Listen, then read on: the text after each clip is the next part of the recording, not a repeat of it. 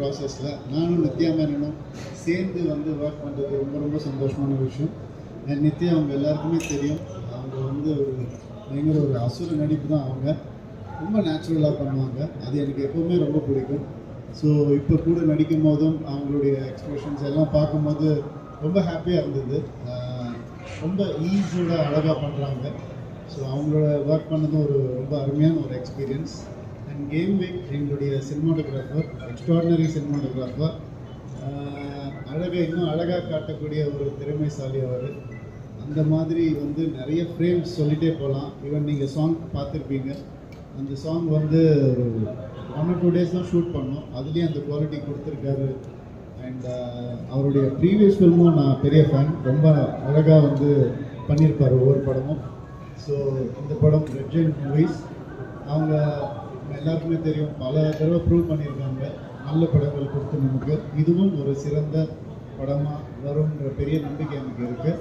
And happy birthday to Rahman sir, அவருடைய டே இன்னைக்கு. அதில் நாங்கள் எல்லோரும் பார்ட்டிசிபேட் பண்ணுறோம்னு நினைக்கும் போது ரொம்ப ரொம்ப சந்தோஷமாக இருக்குது.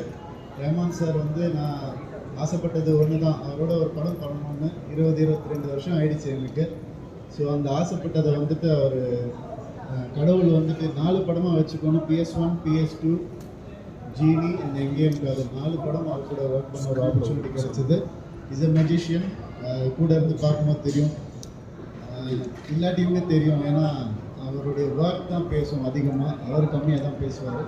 இந்த படத்துலேயும் அவருடைய ஒர்க் பேசியிருக்கு.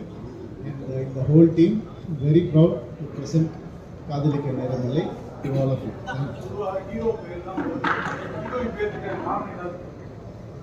இல்லை, காரணம்னு ஒன்றும் இல்லைங்க. நான் முதல் தடவை ஃபீமேல் டைரக்டர் கூட ஒர்க் பண்ணுறேன்.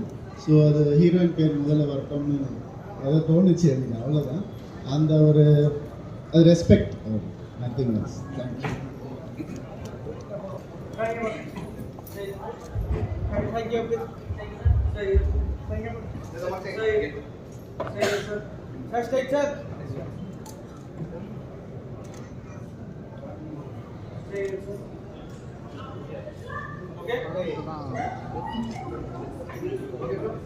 Okay.